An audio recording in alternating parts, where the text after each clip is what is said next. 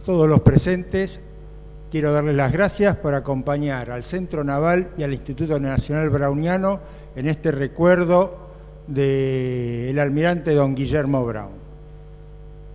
Mientras me escuchan, les pido que miren y disfruten los retratos, las pinturas sobre acciones navales y otras imágenes de época que se van a ver proyectadas. En cada caso, traté de indicar, junto con el nombre de la obra, la técnica utilizada, el autor y el año de realización.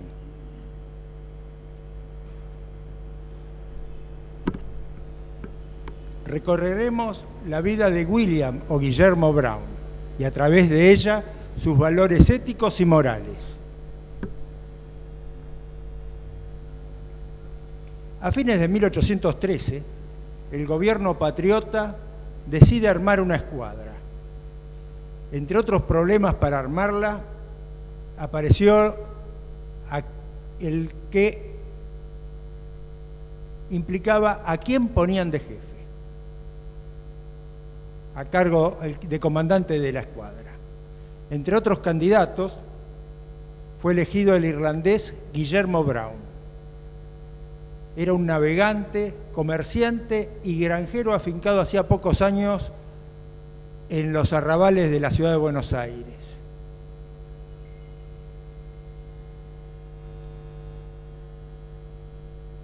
Pero, ¿quién era ese señor que hacía poco había llegado a Buenos Aires?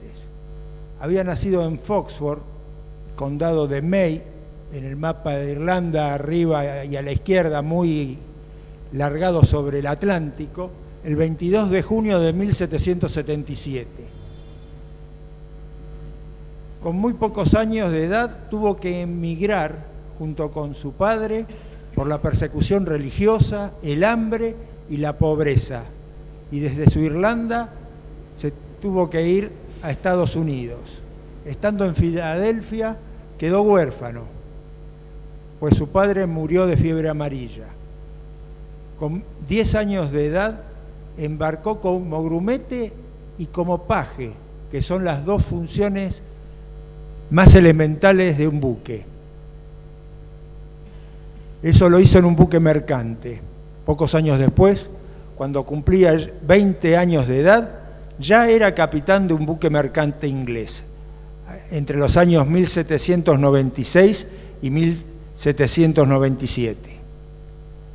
En los años siguientes fue prisionero de Napoleón, pudo escapar hacia Alemania y desde allí regresó a Inglaterra y al mar.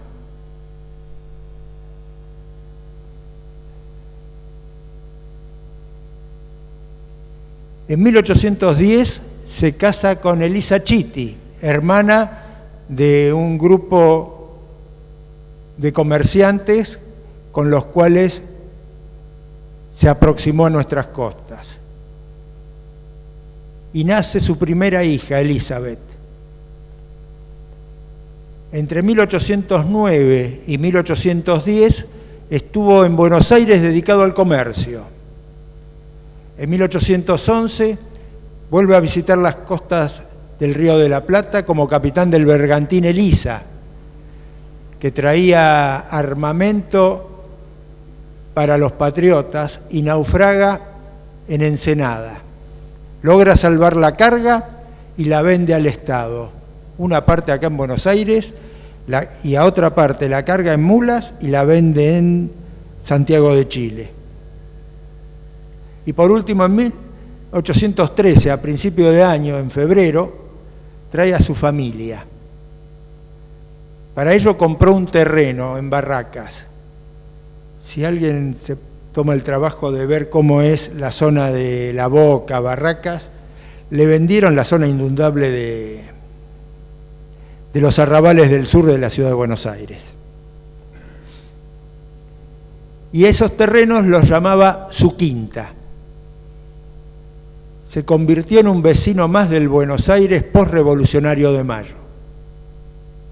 Comerció en el Río de la Plata y hasta el Brasil con sus naves Industria, Hope, que es en inglés esperanza, amistad y unión, Recuerden estos 4 nombres que los vamos a volver a ver al final de la charla.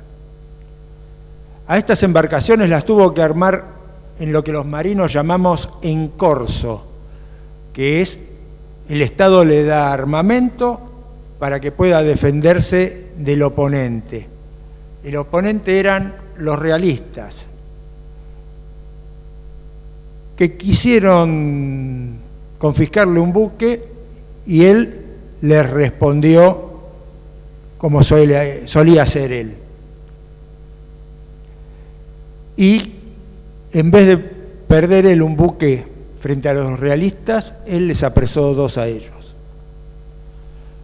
Con esos pergaminos, o sea, los 2 barcos convertidos en pergaminos, a los ojos de las autoridades, Brown mostraba arrojo y valor. Entre las alternativas para nombrar el jefe de la escuadra, de más está decir que con esas cualidades fue elegido para comandarla.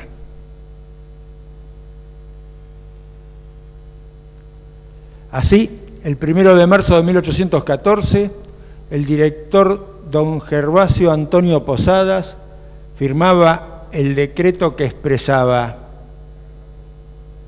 atendiendo los méritos y servicios de don Guillermo Brown, he venido a conferirle el empleo de teniente coronel de ejército y comandante de la Marina del Estado. Y el gobierno acepta el osado plan que propone Brown. ¿Cuál era este plan? Aprovechar las fuerzas divididas. Hacía ya 3 semanas que Romarate había salido de Montevideo y estaba en la parte interior del Río de la Plata, viendo qué se hacía en Buenos Aires y haciéndose fuerte en Martín García.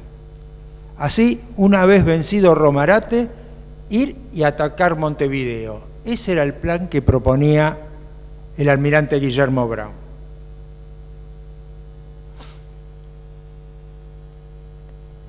Pocos días después de su nombramiento, el 10 de marzo y 24 horas después de haber zarpado del puerto de Buenos Aires, se inicia el combate frente a la isla Martín García.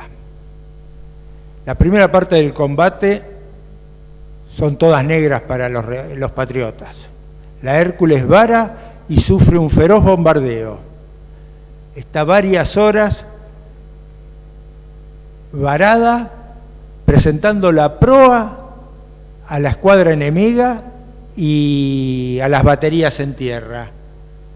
O sea, no podía usar la mayoría de sus cañones y recibía el fuego de todas las naves oponentes. Recién zafa en la madrugada del día siguiente. La Hércules quedó, a decir de algún gaucho, hecha un colador. Brown se repliega para reparar daños. Mientras forran a la Hércules con cueros negros, por eso le llamaron después la fragata negra, Brown va hasta la Colonia y pide refuerzos en el paraje de Las Conchas, actual Tigre. Y después de esa primer parte del combate, vemos que no se amilana y con las fuerzas que recibe desde Colonia y desde el río Luján y parte de las tripulaciones de los buques, decide y prepara un desembarco. 3 días después, al anochecer del día 14, se acerca con los buques nuevamente a Martín García. Así, durante la madrugada, los patriotas desembarcan y toman la posición realista Bayoneta. Brown dio vuelta a la batalla inicialmente adversa. En el parte, a las autoridades decía: la isla Martín García fue tomada por las fuerzas de mar y tierra bajo mi comando el lunes último a las 4:30 de la mañana. Durante el ataque, el tambor y el pífano tocaban la canción irlandesa St. Patrick's Day in the Morning. Esa canción dio lugar a la marcha San Patricio.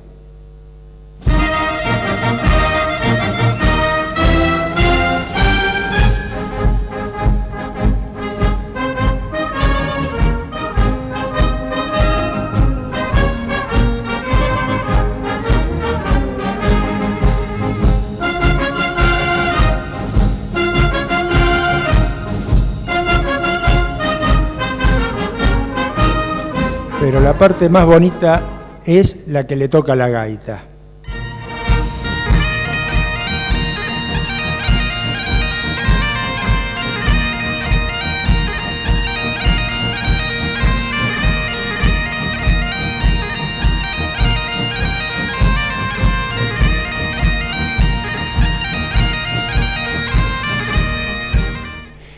La imagen que están viendo ustedes en este momento fue hecha hace muy pocos años, según pueden ver ahí, en el 2013, dado que ese año el secretario del instituto era el capitán Echagüe, un infante de marina, y yo le decía, para hablar del combate de Martín García, siempre tengo que mostrar imágenes de Villeri mostrando a la Juliet y a la Hércules. Cuando la batalla la ganaron los infantes de Las Conchas y de Colonia peleando a la bayoneta en la oscuridad de la isla. Y un artista de Adrogué hizo este cuadro.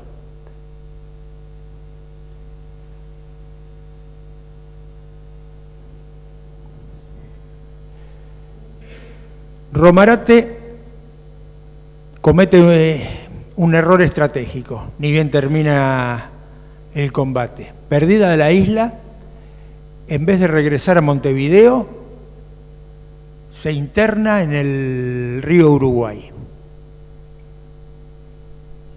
Brown, con los buques más maltrechos, regresa a Buenos Aires y envía una división contra Romarate. El 28 de marzo se encuentran los realistas y los patriotas en Arroyo de la China. Si lo van a buscar ahora en el mapa, van a ver la ciudad de Concepción del Uruguay. Y se produce un combate que finaliza cuando la Santa Bárbara de la goleta Carmen explota y hace volar a toda la embarcación. Hay versiones contradictorias. En nuestra historia naval decimos que Espiro hizo volar la nave antes que cayese en poder realista. Romarate en su parte dice que la explosión se debió a un tiro afortunado de uno de sus buques, que hizo volar la Santa Bárbara. Lo concreto es que Romarate quedó atrapado en el río Uruguay y no pudo regresar a Montevideo. La decisión de Romarate ayudó en manera al plan del almirante Brown. Unos días después, el 14 de abril, luego de reparar las averías y reabastecerse, la escuadra patriota zarpó para bloquear Montevideo, cumpliendo así la segunda parte del plan de campaña que había propuesto Brown. Y se armaron las discusiones.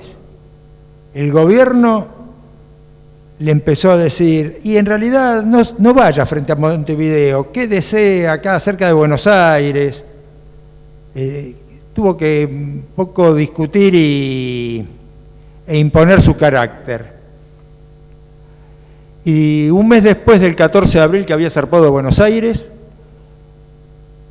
y obligada por las autoridades realistas de Montevideo, la escuadra española salió a dar batalla el 14 de mayo. Brown dirigió ese combate herido en una pierna por el retroceso de un cañón.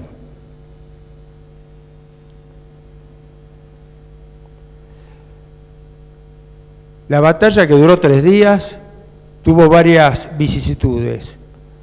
Luego de sufrir condiciones meteorológicas adversas, durante el día 15 casi un temporal de fuertes vientos, y el día siguiente, el 16 de mayo, un calmón sin viento de casi todo el día. Pero ese atardecer, con una pequeña brisa, se reanuda el combate.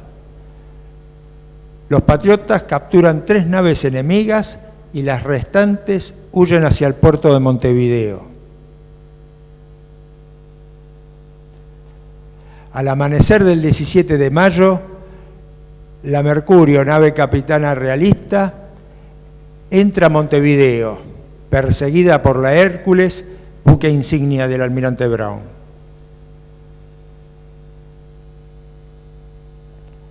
La batalla culminó con una gran derrota realista.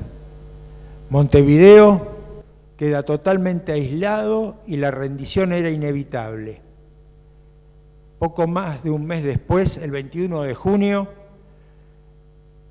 Montevideo capitula y los patriotas, al mando de Alvear, entran en la ciudad fortaleza. El cuadro que están viendo, especialmente para los cadetes, lo tienen en la Escuela Naval, en la entrada del edificio de oficiales. Entrando al edificio de oficiales desde la Plaza de Armas, a la izquierda está este cuadro. Lo hizo un pintor uruguayo, Castellanos, y lo donó a la Escuela Naval. Pero volvamos a 1814. San Martín, cuando se entera lo que hizo su antiguo subordinado Alvear, muy ayudado por el almirante Brown, y en particular lo dice por Brown, expresa: lo más importante hecho por la Revolución Americana hasta el momento.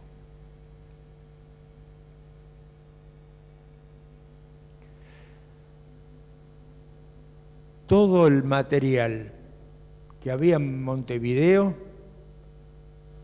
era uno de los 3 apostaderos navales de primera línea españoles en América.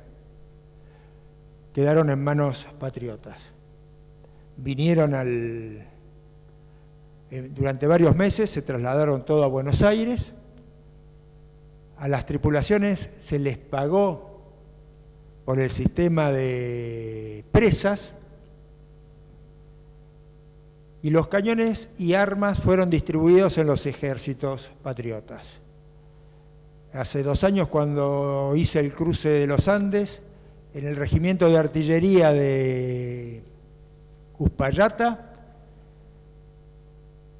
entre las piezas históricas que mostraban, había un cañón que lo habían puesto arriba de una mula para mostrarnos cómo había sido armado para el cruce, y en la culata del cañón se leía 1814. Era de los cañones conseguidos en Montevideo y con los cuales San Martín cruzó para luchar en Chacabuco y Maipú. Antes de que San Martín hiciese eso, en octubre de 1815, Brown emprende una campaña de corso por aguas del Océano Pacífico. Lo hace con la fragata Hércules, ahora de su propiedad. A él, como comandante de la escuadra, le pagaron con un buque. En el Archivo General de la Nación tuve oportunidad de ver todos los recibos de los pagos efectuados a las tripulaciones. Por ejemplo, al entonces sargento Bullard le pagaron con 2 toneles de aguardiente, y a un marinero, me acuerdo que le pagaron con unos pedazos de tela, más una pequeña suma que se les pagaba en efectivo. Todo eso se pagó después que Brown casi se toma de trompadas con White, porque White no tenía plata para pagar. Como siempre, las fuerzas militares y navales tuvieron problemas para conseguir, y después de ese forcing, medio casi lo sancionan a Brown, pero a él le dan la Hércules, y a todos los que participaron algo le dieron. Bueno, volvamos a 1815. La Hércules, acompañada con otros 3 buques que iban al mando, uno del hermano de Brown, Miguel Brown, otro, la Halcón, a nombre de Hipólito Bullard, y otro buque más, la Constitución, a cargo de Russell. Lamentablemente esta última, en el cruce del estrecho de Drake, zozobró y se perdió. La campaña la realizaron los otros 3 buques, al mando de Brown y secundado por Bullard. Recorrió las costas de Chile, donde intenta rescatar a los patriotas chilenos prisioneros en las islas de Juan Fernández. Después en las costas de Perú, donde bloqueó durante varios días el puerto del Callao, y en ese bloqueo toman como presa la Consecuencia, que después va a ser la Argentina al mando de Bullard, que va a dar la vuelta al mundo. De las costas de Ecuador, donde bloqueó Guayaquil, y al tratar de tomar la ciudad, es tomado él prisionero. Sus compañeros y al mando de Bullard los rescatan efectuando un intercambio por prisioneros de las presas, el capitán de la Consecuencia y otros oficiales más.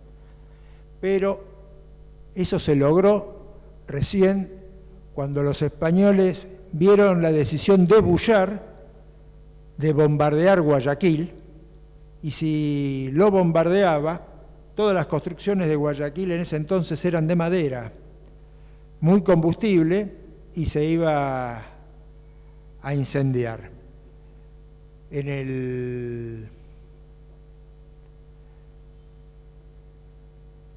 el trato efectuado y realizado por Miguel Brown, que era masón, y los masones de Guayaquil lograron libertar a Brown. El mayor contacto de que hay que Brown haya sido masón es este hecho, pero en el cual en las acciones realizadas fueron por su hermano y no por él. Salidos de Guayaquil, con algunos buques menos que tuvieron que dejar junto con los prisioneros intercambiados, va hasta las costas de Colombia, donde trata de apoyar a los patriotas, pero tiene que zarpar porque las fuerzas realistas ya venían bastante cerca, y parte de la tripulación, y entre ellos el médico de la Hércules, quedan en Colombia y mueren peleando con los patriotas colombianos.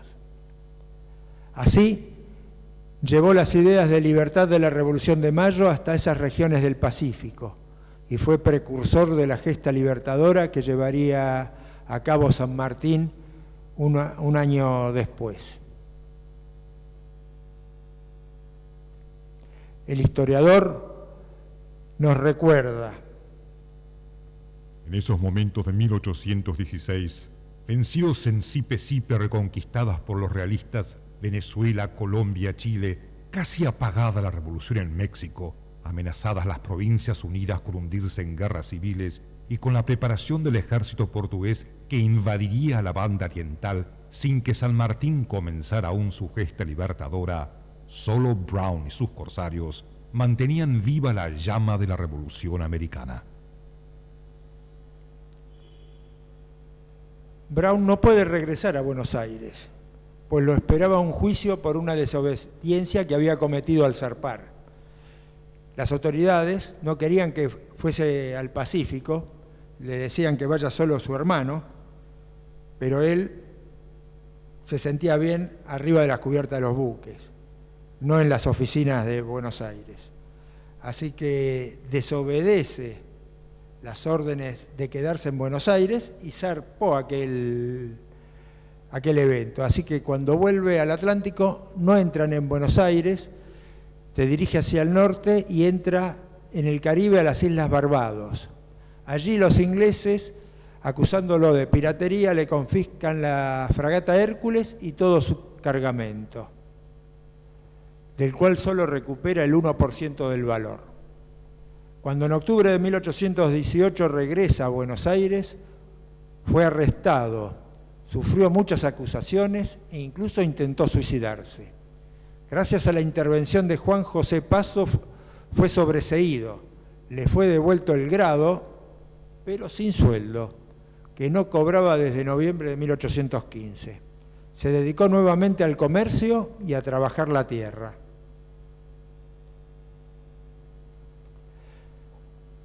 La paz no duró mucho. Ante la guerra contra el Imperio de Brasil por la Banda Oriental, en enero de 1826 fue nombrado al frente de la escuadra nuevamente, con el grado de coronel mayor.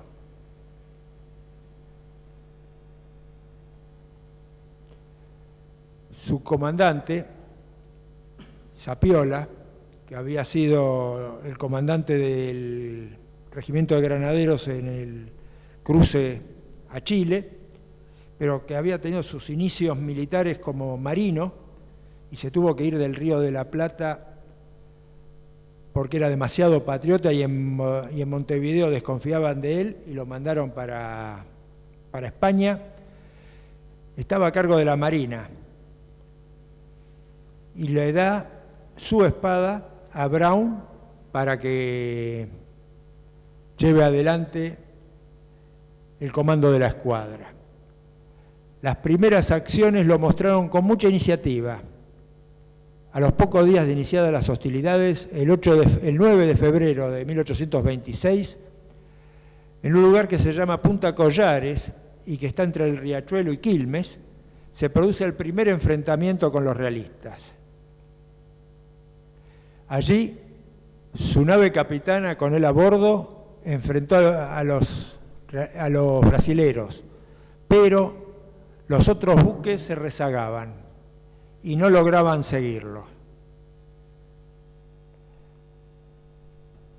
Ello provocó que al llegar a tierra exigió que se hiciese un sumario a los rezagados.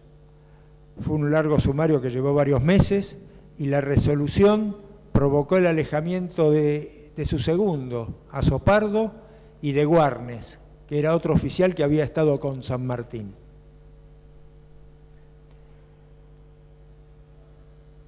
El siguiente evento en la guerra contra el Brasil fue una nueva acción ofensiva el 26 de febrero, un ataque a la colonia. Iba a ser un ataque por tierra y por mar.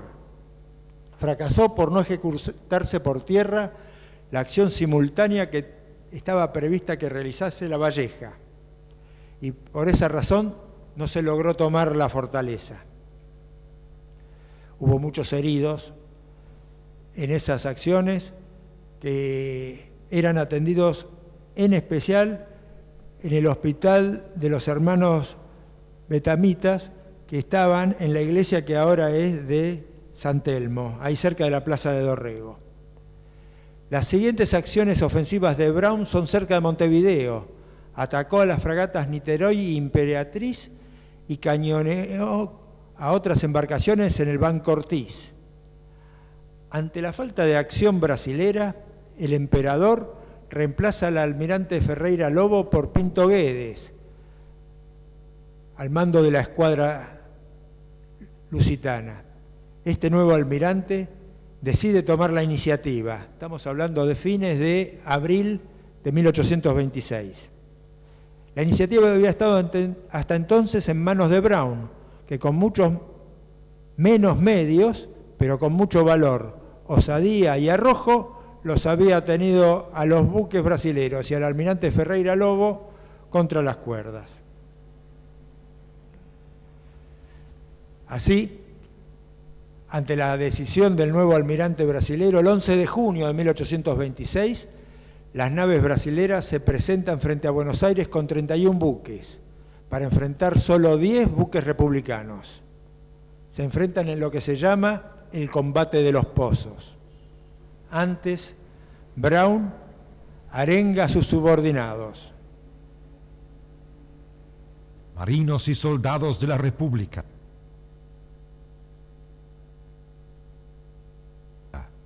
¿Veis esa gran montaña flotante? Son 31 buques enemigos.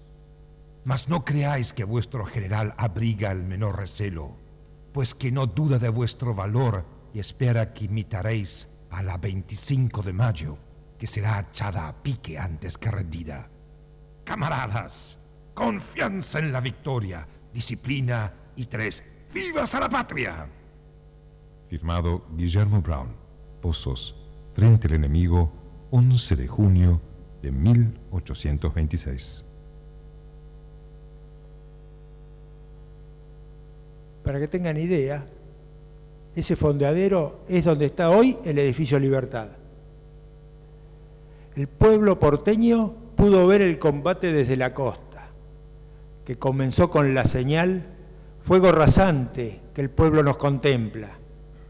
Luego de varias horas de cañoneo a gran distancia, los buques brasileros se retiran por miedo a quedar varados. El traicionero Río de la Plata había comenzado una de sus bajantes. Cuando se empieza a disipar el humo del cañoneo, los porteños, desde la costa y desde las terrazas, ven intactos a los barcos de Brown y ven a los brasileros alejándose. A pesar de que casi no había habido impacto ni brasilero sobre republicanos ni republicanos sobre brasileros, fue realmente, a los ojos de los porteños, una gran victoria. Al desembarcar, Brown fue vivado por el pueblo. Una niña, la hija del después Comodoro Somellera, le colocó una corona de mirtos y pocos días después las damas porteñas le regalaron una bandera de seda con ramos de laureles y bordada la fecha, 11 de junio de 1826.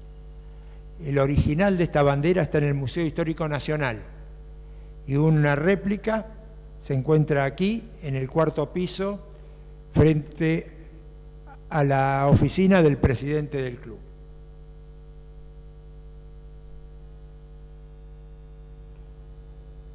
El siguiente combate naval fue a fines de julio, el 29 y 30 de julio, frente a las costas de Quilmes. La escuadra republicana era nuevamente notoriamente más reducida. En esta oportunidad Brown hizo la señal: es preferible irse a pique que rendir el pabellón. La 25 de mayo estaba al mando de Tomás Espora, era el comandante de bandera, y estaba con Brown a bordo. Atacó la línea enemiga, pero nuevamente, como había pasado en Punta Collares, las otras naves republicanas se alejaban. Solo la seguía una pequeña goleta, la goleta Río, al mando de Rosales. En el traicionero Río de la Plata, la 25 de mayo varó, quedó inmóvil frente al enemigo y fue su principal blanco y recibió numerosos cañonazos. En la goleta Río, que estaba al lado, al quedar sin sacas de pólvora, la tripulación utilizó las mangas de sus chaquetas y las piernas de sus pantalones para hacer sacas. Refiriéndose a Rosales, su comandante, Brown dijo: aquel muchacho sabe pelear con su gaviota. Al amanecer, acuden en ayuda a otros barcos. Brown se trasladó al República, una de las naves remisas a entrar en combate. Al embarcar, destituyó y arrestó a su comandante con estas palabras: retírese, Mr. Clark, de mi presencia, que no reconozco a más valientes que a Brown, Espora y Rosales. Las naves argentinas regresaron a puerto, con la fragata 25 de mayo muy averiada. La tuvieron que llevar a remolque, pero todas entraron empavesadas como en día de gala. El parte de Brown dice: provocado a salir hemos batido, pero no rendido al enemigo. Permita vuestra excelencia le diga que los de la nación están libres. Me es sensible asegurar que son muchos los muertos y heridos, y entre los últimos, mi bravo capitán Espora. La 25 de mayo está completamente destrozada. La 25 de mayo quedó en Fondeadero, como dice Brown, totalmente destrozada. Pocos meses después zozobró y fue localizada en 1931, cuando se hacían las obras de Puerto Nuevo, y en varias unidades de la Armada. Yo cuando era cadete del liceo, en la Alameda del viejo Liceo de Río Santiago, todas las tardes veía uno de esos cañoncitos que parecían de juguete, que eran los de la 25 de mayo, apuntando al río Santiago. Desde entonces, desde el combate de Quilmes, Brown se vio obligado solo a acciones navales defensivas. Había perdido su mejor buque y las naves que se habían adquirido en Europa nunca llegaron al país. Y ante la falta de otros buques de porte que pudiese utilizar frente a las fragatas que bloqueaban el Río de la Plata. Pero la ofensiva republicana se mantuvo a través de los corsarios. A fines de octubre de ese año del 26, Brown participa a bordo de la Sarandí en una navegación corsaria hasta Río de Janeiro. Lo más pintoresco de esa operación fue que, al amanecer de un día, una fuerza brasilera integrada por un navío, el Pedro I, 3 buques más de guerra y 6 transportes con 800 soldados y el mismo emperador embarcados que iban hacia Río Grande do Sul para reforzar el ejército que iba a participar en Paso del Rosario o Ituzaingó. Con toda esa escuadra se encuentra una mañana con una embarcación en el medio de ellos, una pequeña corbeta de 22 cañones, que a cañonazos muestra su bandera. Era la Chacabuco, que se alejó perseguida a cañonazos. El emperador, ante el susto, desembarcó en Santa Catalina, bastante más al norte de Río Grande, y continuó el viaje por tierra para encontrar a su ejército. Brown regresa a Buenos Aires y entra a puerto el 25 de diciembre, justo para comer el pavo con Elizabeth, su señora. Poco antes, el 10 de diciembre, una fuerza naval brasilera había ingresado en los ríos interiores y amenazaba la retaguardia del ejército republicano. Brown no esperó mucho. Al día siguiente, imbuido de la situación, zarpó hacia el río Uruguay para enfrentarla. El 26 de diciembre, nuevamente al agua. Y pocas semanas después, entre el 8 y 9 de febrero de 1827, se desarrolló el combate de Juncal. Este combate se libró en condiciones de igualdad. Es el primer combate en que del lado republicano y del lado brasilero hay aproximadamente la misma cantidad de naves, la misma cantidad de hombres y la misma cantidad de cañones. Fue la más importante victoria de la escuadra republicana en toda la guerra. Se capturaron 12 buques brasileros y mereció una marcha que la conocemos como Marcha de Juncal. En ese mes también se logra la victoria terrestre en Ituzaingó, en Paso del Rosario que mencioné hace un rato. Y la tercera acción muy importante y que hoy se conmemora el combate es el rechazo al intento de invasión en Carmen de Patagones. Desde entonces, la guerra entra en un punto muerto y pocos meses después empiezan las tratativas de paz. No obstante, la última acción importante fue el combate de Monte Santiago, entre el 7 y el 8 de abril de 1827. Ahí solo 4 buques republicanos frente a 18 brasileros. Fue una derrota con honor. El parte de Brown decía: los buques nuestros estaban perdidos, quedando la Independencia a pique y la República no tenía más que 10 o 12 cartuchos. La Sarandí casi a pique, a la vela, como a embicar para salvar a la gente. Y el Congreso entre Punta Lara y Ensenada, bloqueado por 20 buques sin poder escapar.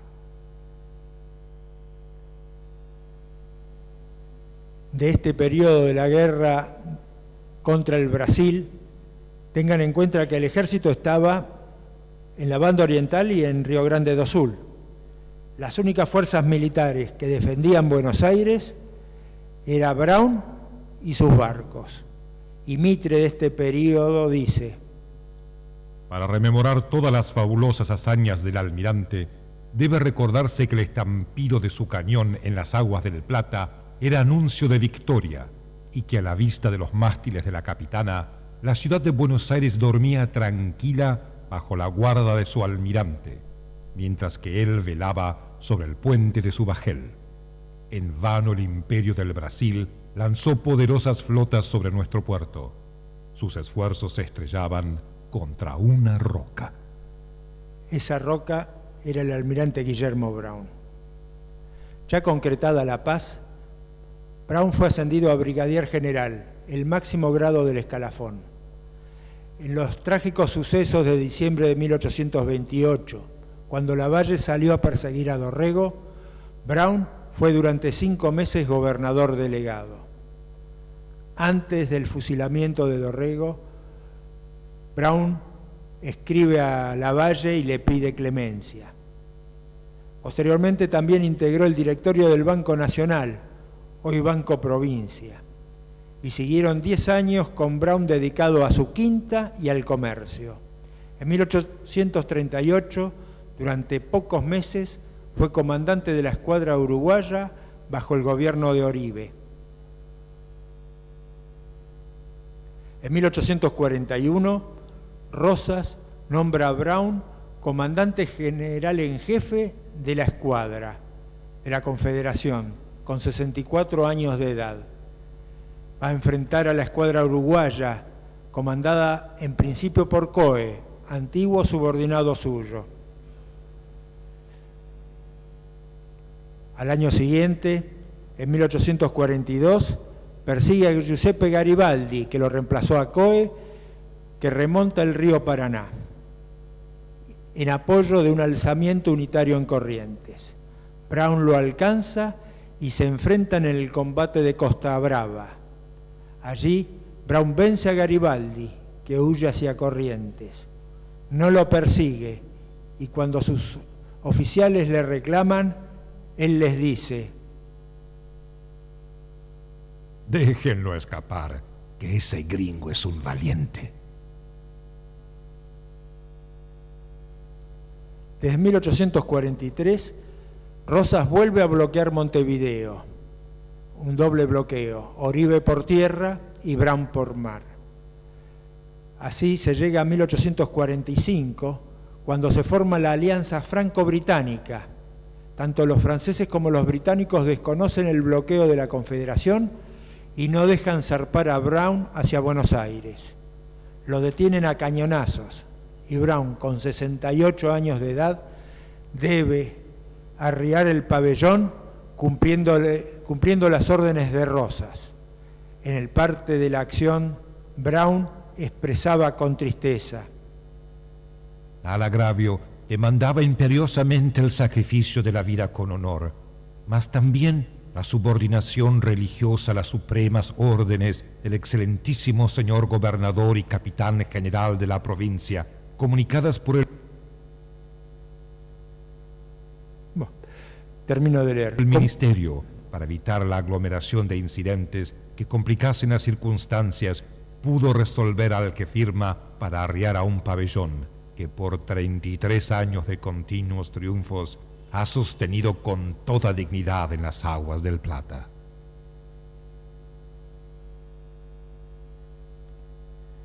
Brown regresa a Buenos Aires preso.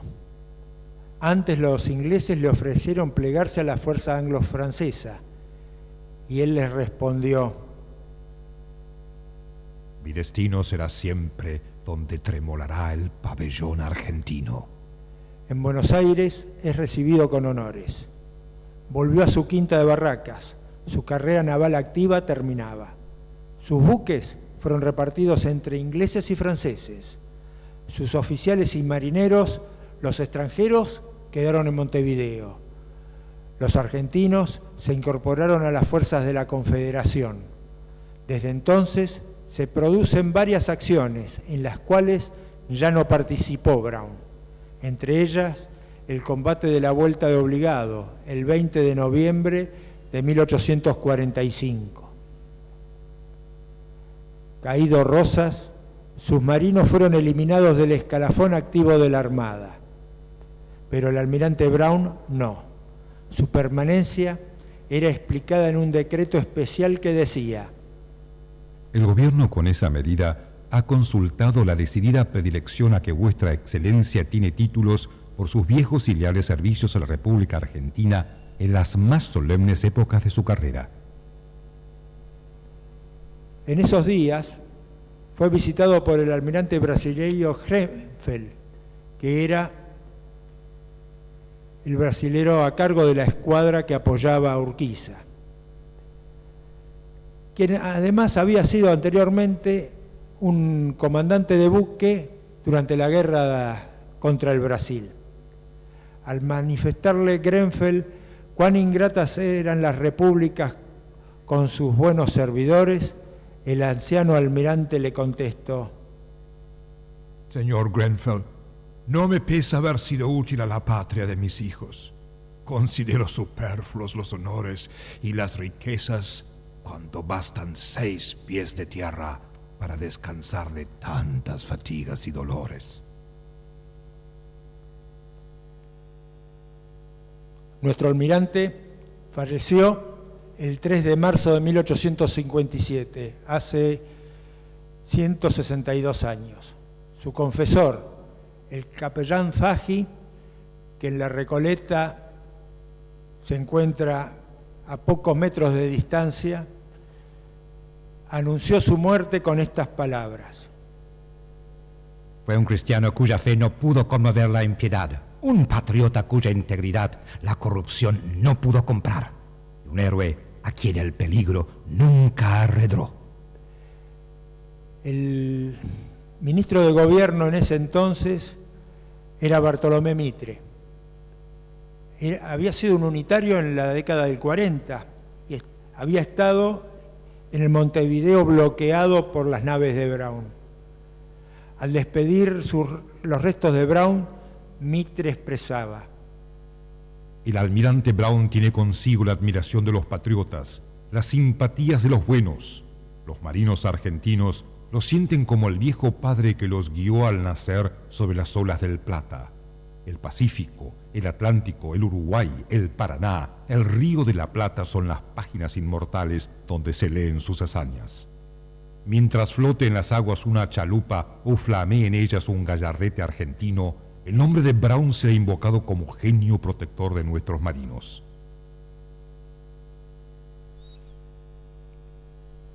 Brown, en su lecho de muerte, poco antes de fallecer, le decía a su anterior subordinado y amigo, José Murature: José, comprendo que pronto cambiaremos de fondeadero. Ya tengo práctico a bordo. Mitre agregaba: si algún día nuevos peligros amenazan a la patria de los argentinos, si algún día nos viésemos obligados a confiar al leño flotante del pabellón de Mayo, el soplo poderoso del viejo almirante henchirá nuestras velas. Su sombra empuñará el timón en medio de las tempestades y su figura guerrera se verá de pie sobre las popas de nuestras naves en medio de la humareda del cañón y la grita del abordaje. En esos momentos de divisiones, tanto la Confederación Argentina, presidida por José Justo Urquiza, como el Estado de Buenos Aires gobernado por pastor obligado, le rinden honores al gran almirante. Mitre terminaba su despedida con estas palabras. Brown, en la vida de pie, sobre la popa de su bajel, valía para nosotros una flota. Brown simboliza con su nombre toda nuestra historia naval. Él, con solo su genio, con su audacia, con su inteligencia guerrera, con su infatigable perseverancia, nos ha legado la más brillante historia naval de la América del Sur. Nada nos llamaba a ser una potencia marítima, ni nadie pudo prever en los primeros días de la Revolución que el pabellón que tremolaba victorioso en la cima de los Andes pudiera algún día tremolar triunfante sobre las olas agitadas del océano. No teníamos astilleros, ni maderas, ni marineros, ni nuestro carácter nos arrastraba a las aventuras de la mar, ni nadie se imaginaba que sin esos elementos pudiéramos competir algún día sobre las aguas con potencias marítimas que enarbolaban en bosques de mástiles centenares de gallardetes. Ese prodigio lo realizó el almirante Brown en los momentos de mayor conflicto en las grandes guerras nacionales que ha sostenido la República Argentina. Valía como una flota.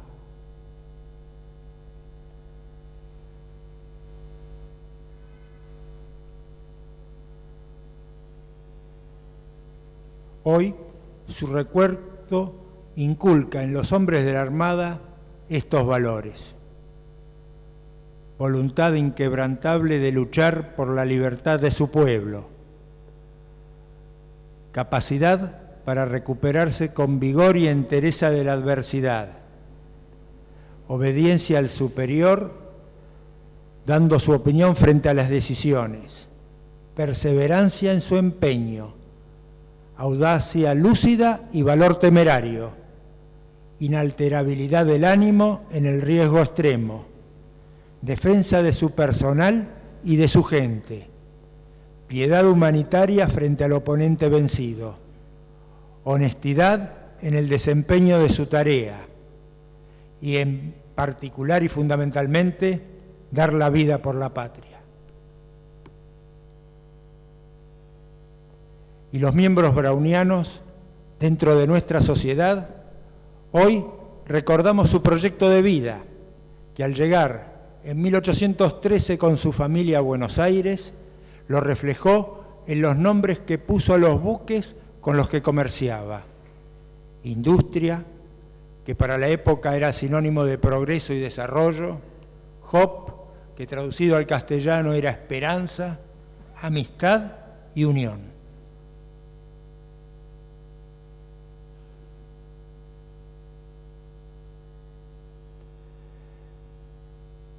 Ese proyecto se mantuvo en el tiempo. Hoy, sus descendientes de sangre recuerdan a su predecesor, la mayoría en Argentina y Uruguay. Y los brownianos, por sentimiento, los acompañamos haciendo conocer en nuestra sociedad a nuestro querido Don Guillermo. Muchas gracias.